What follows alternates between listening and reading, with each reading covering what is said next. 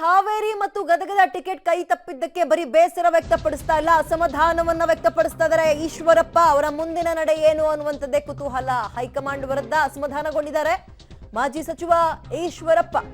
ಇವತ್ತು ಆಪ್ತರು ಮತ್ತು ಬೆಂಬಲಿಗರ ಸಭೆಯನ್ನ ಕೂಡ ಕರೆದಿದ್ದಾರೆ. ಏನ್ ನಿರ್ಧಾರ ಮಾಡ್ತಾರೋ ಹೇಳಲಿಕ್ಕಾಗಲ್ಲ.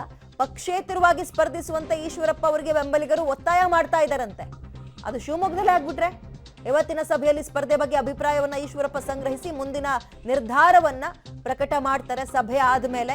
ಈಗ ಮಾತುಗಳು ಹಾಗೆ ಕೇಳಿ ಬರ್ತಾ ಇರುವಂತದ್ದು, ಪುತ್ರನಿಗೆ ಹಾವೇರಿ ಗದಗ ಲೋಕಸಭಾ ಟಿಕೆಟ್ ಕೈ ತಪ್ಪಿದ್ದಕ್ಕೆ ಬೇಸರವನ್ನ ವ್ಯಕ್ತಪಡಿಸೋದರ ಮುಖಾಂತರ ಯಡಿಯೂರಪ್ಪ ಮತ್ತು ಅವ್ರ ಕುಟುಂಬದ ವಿರುದ್ಧ ಬೇಸತ್ತು ಅಸಮಾಧಾನದಿಂದ ಶಿವಮೊಗ್ಗದಲ್ಲೇ ಕಾಂಪೀಟ್ ಮಾಡ್ಬಿಟ್ರೆ ಅವರ ಪುತ್ರನಿಗೆ ಸ್ವಲ್ಪ ಅದು ಫೈಟ್ ಕೊಡ್ಬೋದು ಅಂತ ಕಾಣುತ್ತೆ.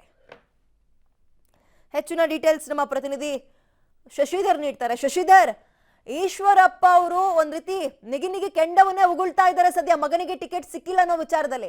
ಅದು ಶಿವಮೊಗ್ಗದ ಕಾನ್ಸ್ಟಿಟ್ಯೂನ್ಸಿಯಲ್ಲಿ ಯಾವ ರೀತಿಗೆ ಇಂಪ್ಯಾಕ್ಟ್ ಆಗ್ಬೋದು? ಇವತ್ತು ಸಭೆಯ ನಂತರ ಏನ್ ನಿರ್ಧಾರ ತಗೊಳ್ಳೋ ಸಾಧ್ಯತೆಗಳಿದೆ?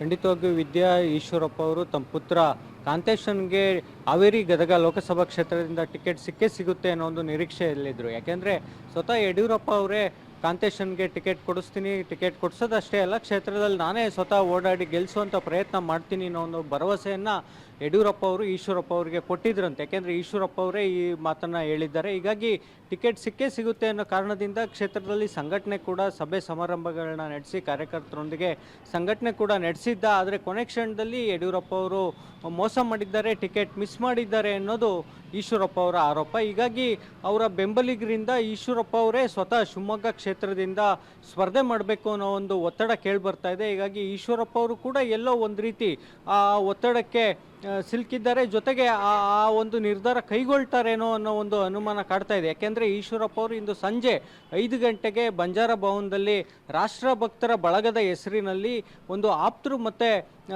ಅವರ ಅಭಿಮಾನಿಗಳ ಸಭೆ ಕರೆದಿದ್ದಾರೆ. ಸಭೆಯಲ್ಲಿ ಚರ್ಚೆ ಮಾಡಿದ ನಂತರ ನನ್ನ ತೀರ್ಮಾನವನ್ನು ತಿಳಿಸ್ತೀನಿ ಅನ್ನೋ ಒಂದು ಸ್ಪಷ್ಟನೆಯನ್ನು ಕೂಡ ನೀಡಿದ್ದಾರೆ. ಅಂದರೆ 5 ಗಂಟೆಗೆ ಸಭೆ ಕರಿತೀನಿ, ಸಭೆಯಲ್ಲಿ ಏನೆಲ್ಲ ಚರ್ಚೆ ಆಗುತ್ತೆ, ಈಗಾಗಲೇ ಒತ್ತಡ ಬರ್ತಾ ಇದೆ ಪಕ್ಷೇತರಾಗಿ ಸ್ಪರ್ಧೆ ಮಾಡಬೇಕು ಅಂತ.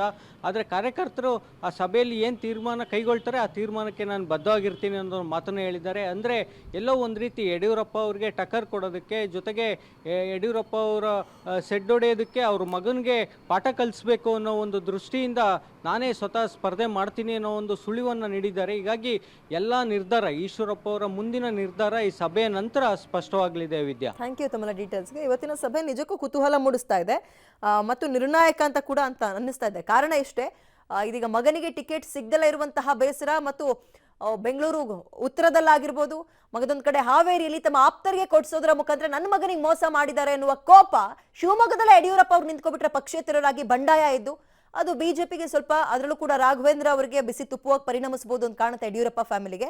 ವಿಲ್ಸಿ ಸಭೆ ಏನಾಗುತ್ತೆ, ಸಭೆ ನಂತರ ನಿರ್ಧಾರ ಏನು, ಹೈಕಮಾಂಡ್ ಇದಕ್ಕೆ ಮಧ್ಯಸ್ಥಿಕೆಯನ್ನು ವಹಿಸುತ್ತಾ ಅಂತ.